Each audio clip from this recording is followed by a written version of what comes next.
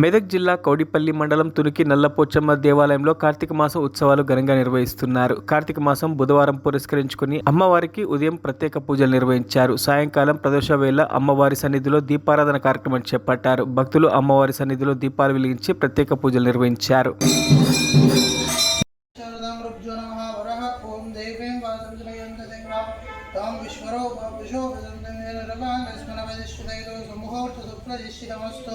रुद्यास्महाव्यरमतो विदद्यामित्रन्देव मित्रदेयन्नोऽस्तु अवराधारविजावदयन्तः ततो जीवेम जरदस्य विरः उत्तरमोत्तरवृद्धिरस्तु।